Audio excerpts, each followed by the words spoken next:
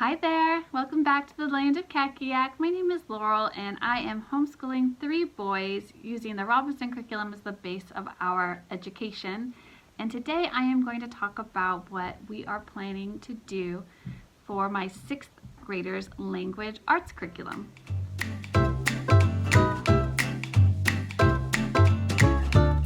So I will lightly touch on everything that I'm going to have him do this year.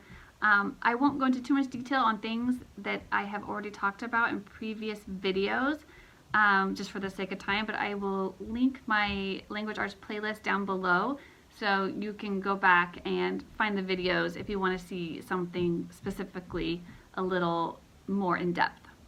Okay, so I'm going to take you through what I'm having him do, my picks for this year. So with the Robinson curriculum, the official word on writing is nothing but copywork until the age of 10, and then essay writing.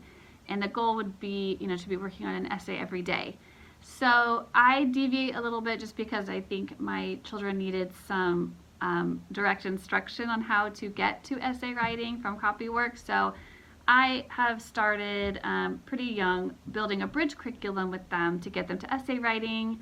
And this is the year where we're going to move into essay writing, and I'm so excited about it. So let's just jump right into what his daily schedule will really look like. I'll kind of take you through the order that I have him do things, and I'll just kind of show you what I have. Okay, so the first thing I'm actually going to do this year, and this is kind of different, is I'm going to read to him about writing. I want to get used to talking about writing on a little bit of a higher level, and I have picked the writing course by Dr. Fred Ray Lybrand. He has a YouTube channel as well, which I recommend. He was an RC parent. It's not a very long book. It's like that. And I'm actually going to start reading it to him this week. I am just going to lay off any actual writing assignments. And we're just going to read during that time this book together and talk and just kind of see what we can get out of this. Maybe this will take a week, maybe this will take 2 weeks. I'm not too concerned about it. But I just want us to get, into the language of writers a little bit more. He's still going to be doing daily spelling book. It's the revised edition, and I have a whole video on my packets that I use. I use a weekly packet. So he'll still be doing some spelling every day. He'll also be doing some vocabulary every day. So that this year we're doing Red Hot Root Words Book 2. So we did Book 1, and now that that's done, we're moving into Book 2, and I really like these books, I have to say. The big difference that I noticed in Book 2 is that Book 1 I think there's only 5 words a lesson, and this one has 10. And there could be multiple, affixes that they add instead of just 1 or 2. Like this one has epi, inter, and para. It says 3 prefixes, but they all basically mean on, beside, beyond, among.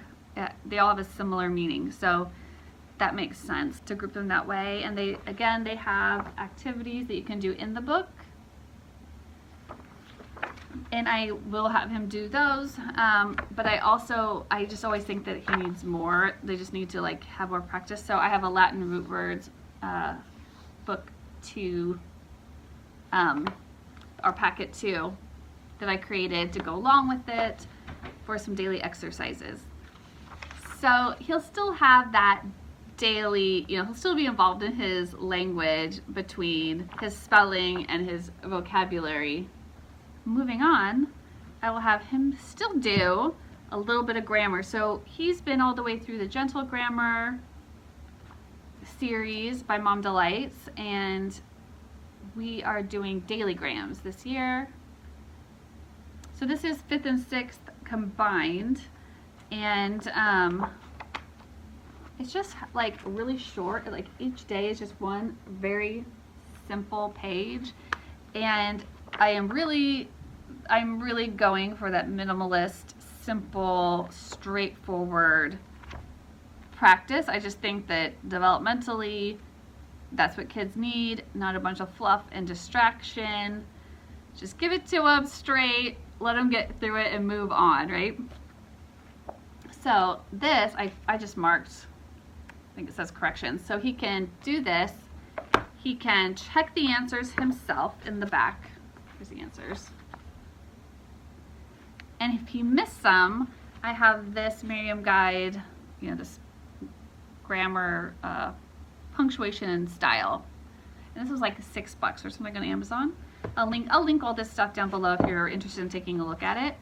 But yeah, so I like him to be able to check his own work as much as possible. And then I do look over everything at the end of the day. I basically have him give me his pile, and I look it over to make sure he did it and he did a good job. And sometimes I may spontaneously quiz him so I know he wasn't just filling in answers. He knows I do that.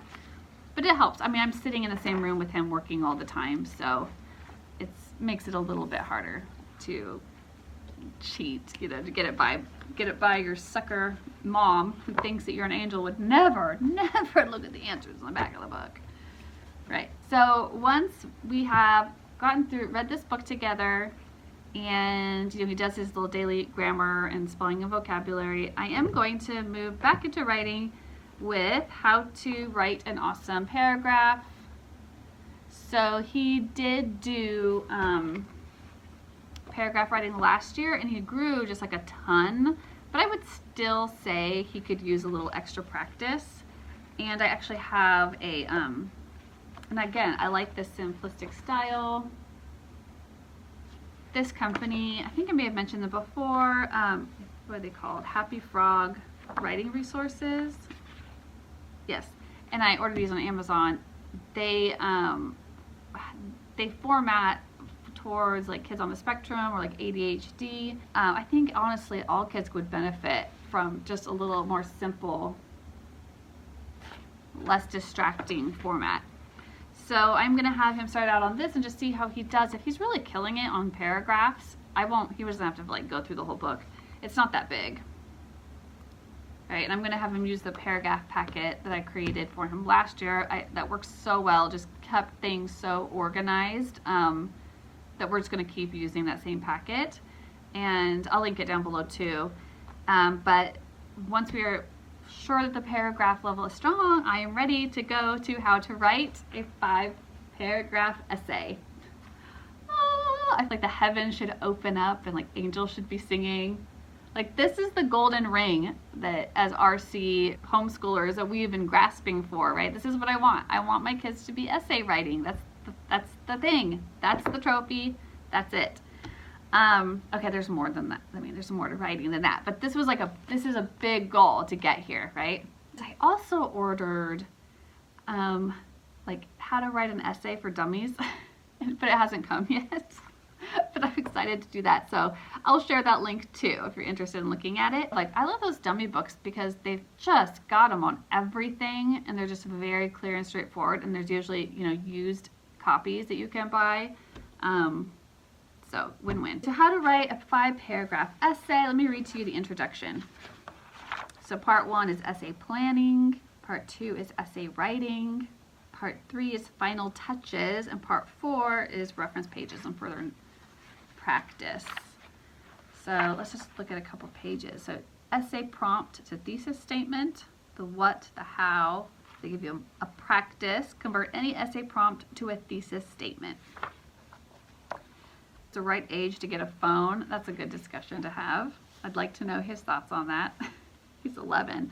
What do you bet? 11 will maybe be the age he thinks is appropriate for that essay. Practice write introductory paragraphs, good hooks. Yeah, there's just some evidence sentences. There's just so much in here. I just am excited. I did want to get the how to write essays for dummies because it had a section on research. And you know, some stuff you just don't really know that much about, so a little research goes a long way to have something to say about something, you know. And I want him to be able to sort through the junk out there and to know what's a good resource and what's just opinion, you know. Okay, so there's that. I'm excited. And then there's the how to edit and revise your essay. again, that's step by step. It's the same kind of real straightforward format. I like how they use, the same font throughout. They don't have any pictures to distract you. They've got checklists at the end to look over. So this is something that you can, save for them. They could put this into their own essay notebooks and stuff. List of transition words, correct any sentence fragments, right? So that they're getting into editing, their grammar. So I feel like it seems like these 3 resources seem like a lot for writing, but when you put them all together, it's only this much.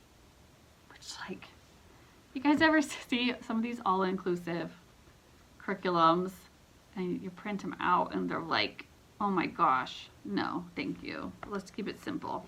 And he doesn't have to do this all this year. Like, this is just a sequence, and the grade level I assigned to stuff is just kind of approximate by kind of like how things have turned out with our family, but who knows? Maybe my younger son will go at a different pace. I don't know, but it's the sequence. Like, once they've mastered, sentence writing, they can go on to paragraph writing. Once they've mastered paragraph writing, they can go on to essay writing, right? And then I have some writing goals for next year for 7th grade as well, because my state actually requires lit, like a lit class and composition starting in 7th grade. So I'm just broadening the horizons just a little bit next year, and I'll make a video about that.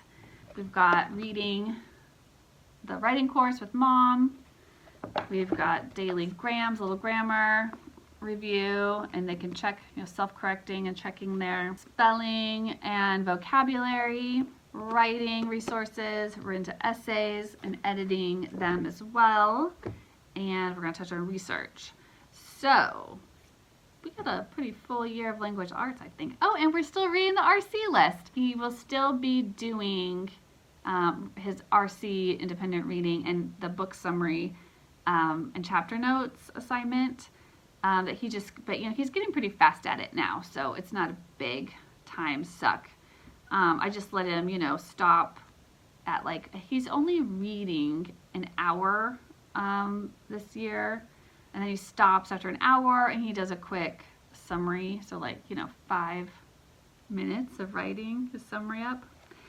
And days that he needs to write his summary is a day that we wouldn't do essay writing that day when he does that assignment. So I don't stack and stack and stack and stack. It needs to be a manageable amount of work because he has other stuff to do. I would say if you're an RC parent, if you have access, I pulled this off of the Robinson Curriculum, the online website, which I love that website. I never use my CDs because I have internet, and it's so convenient, and it's really easy to search stuff on the website. And I will definitely be re-upping my membership to the website. It's definitely worth it. I think it was like $40 a year or something. It's very, very cheap. But this article about essays, I think you just Google essays, you can find it, gives a really good step. It gives some step 1, step 2, step 1 getting started, get a topic, make an outline. So, I like it. I think this is helpful, but I think that it would raise, if I was just trying to use that, it would raise more questions for me, and I would need this. Because this, I gotta figure out what to make for dinner tonight, every night. I can't be trying to figure out all the details of essay writing. It's been a long time. I don't know that I've literally ever written an essay in my life. We always wrote research papers or persuasive papers or things like that when I was in school. Okay, so I really liked, there was a talk, a little bit of a lecture in there from a Mr. Rushduni, and one of the things that he said, I highlighted, said in his lecture, was that good writing is clear thinking. And y'all, we need some clear thinking in our country, in our world, and we need to start training, our kids about what clear thinking is. I just cling to having a sound mind, and I think we all probably know people whose kids have gone off the rails Let's help them have clear thinking and truthful thinking. And we can start that with essay writing, you know? No muddled thinking, no, here, wait, he had a good one. False syllogisms, which if you don't know, he kindly told us what it was. It's a proposition which is seemingly logical, but which leads to an illogical conclusion because the various aspects of it are improperly phrased, involve too much, and therefore lead to false conclusions. And he gives, even more kindly, an example. He says, and you'll recognize this right away because you hear people do this all the time in the media. Man is a two-legged animal. Fact check, true. A chicken is a two-legged animal. Fact check, true. It follows, therefore, that a chicken is a man. Yeah. Sound familiar? So that's a false syllogism, and so that's nice to have that terminology. So I would recommend reading this article off the Robinson website. I would recommend getting something that doesn't so you're not completely stressed out about essay writing. And these were, I can't remember exactly, but these are very cheap. And if you're really cheap like me, you can rip out all the pages and photocopy them for your next 2 kids, which may or may not be happening at my house. So I will link everything down below that I talked about today. If you want to know about our spelling program or vocabulary in more depth, there are dedicated videos to those subjects. And I'm sure I'll check in throughout the year to let you know how the program's going. I have an updated language arts sequence which includes 6th, 7th, and 8th grade for our house. If you'd like to take a look at that, it's a free download and printable, and within the document there's links to all the resources, so you don't have to go searching them. They're all there for you. Okay, let me know if you're interested in trying any of these yourself, or if you have tried them, or if you have tried something similar. Thank you.